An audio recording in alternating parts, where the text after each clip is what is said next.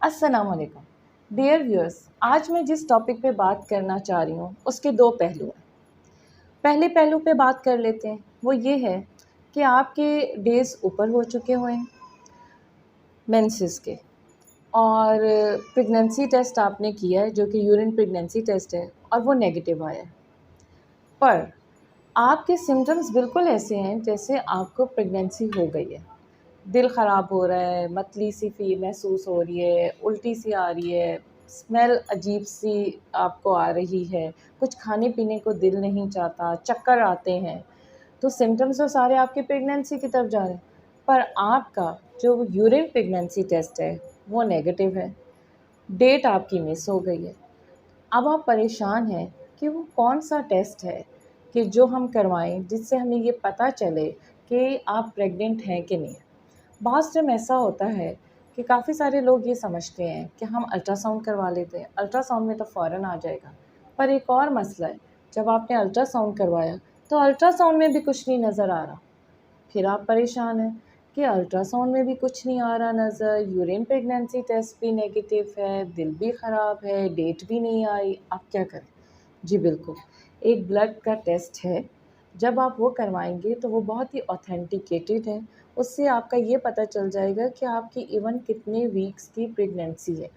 वो है beta HCG in blood, यानी आप अपना ब्लड का सैंपल ड्रॉ करवाएँगे और बीटा एचसीजी करवाएँगे। बीटा एचसीजी जो है ना रेंज होती है, लेवल्स होते हैं, जिससे ये पता चलता है कि अगर ये इतने लेवल्स तक हैं इसके अंदर बीटा एचसीजी का, तो ये इतने वीक्स की प्रेगनेंसी है। तो बहुत ही आसानी से ये पता चल जाता है कि वो कितने वीक्स की प्रेगनेंसी। फिर हम स्कैन के ज़रिए ये ढूँढने की कोशिश करते हैं कि कहीं वो ट्यूबल प्रेगनेंसी तो नहीं है। अगर वो यूट्रस में नज़र नहीं आ रही, बच्चेदानी में नज़र नहीं आ रही, तो कहीं वो इक्टोपिक तो नहीं है। लेकिन बाज़ टाइम ऐसा होता है कि हमें यूट्रस में भी लेट पता चलती है।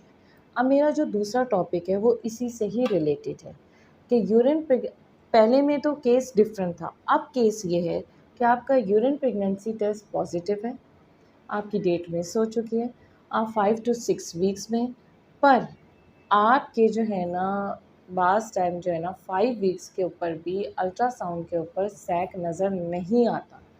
अब आप अगेन परेशान हैं कि अल्ट्रासाउंड में तो नज़र नहीं आ रहा, ट्यूब्स भी आपकी क्लियर होती हैं, तो हो जाता है ऐसे। क्योंकि हर फीमेल का जो ओव्यूलेशन का पीरियड है या उसके जो मेंसेस का पीरियड है वो डिफरेंट है। किसी का 30 डेज़ का होता है, किसी का 32 होता है, किसी का 28 होता है, किसी का 26। इसी तरीके से फर्टिलाइज़ेशन का भी फ़र्क पड़ता है। अगर लेट फर्टिलाइज़ेशन हुई है तो डेफ़िनेटली उनकी अपीयरेंस भी लेट आएगी। तो परेशान होने की ज़रूरत नहीं है। आप बीटा एचसीजी लेवल करवाएँ। अगर बीटा एचसीजी लेवल में आ रहा है तो डेफ़िनेटली ये अल्ट्रासाउंड में भी विज़िबल हो जाएगा। आप 1 वीक का गैप लें और ठीक 1 हफ़्ते के बाद जब आप दोबारा अल्ट्रासाउंड करवाएँगी तो उसमें सैग अपीयर हो जाएगा। थोड़ा-सा टाइम लें, परेशान होने की ज़रूरत नहीं है, फॉलिक एसिड स्टार्ट कर दें, ठीक है? घबराएँ नहीं, ये ना हो कि फ़ौरन अबॉर्शन की तरफ भागें या इस तरह कुछ भी करने की कोई मेडिसिन किसी किस्म की करने की ज़रूरत नहीं है। थोड़ा-सा सब्र, तहम्मुल, फॉलिक एसिड का स्टार्ट और बस बीटा एचसीजी। बीटा एचसीजी जो ब्लड में वो एक वाइट टेस्ट है जो आपकी एक्चुअल बता देता है कि आपकी अंदर प्रेगनेंसी है कि नहीं। उम्मीद है कि आपको ये दोनों बातें समझ आ गई होंगी, क्योंकि रोज़मर्रा क्लिनिक में पेशेंट्स ये सारी कंप्लेंट्स लेके आ रहे होते हैं और वो बहुत ज़्यादा परेशान होते हैं कि हमें कोई प्रॉपर गाइड नहीं करता। मेरे ख़्याल से ये वीडियो जो है ना आपको इस बात को क्लियर करेगी कि अगर पहला केस हो तब आपने क्या करना है और अगर दूसरा केस हो तब आपने क्या करना है। तो बेटर ये है कि जब ये दोनों केस हों तो आपने बीटा एचसीजी जो है ना वो करवाना है और उससे आपको क्लियर हो जाएगा। Thank you very much. मैं अगले आने वाली वीडियो का इंतज़ार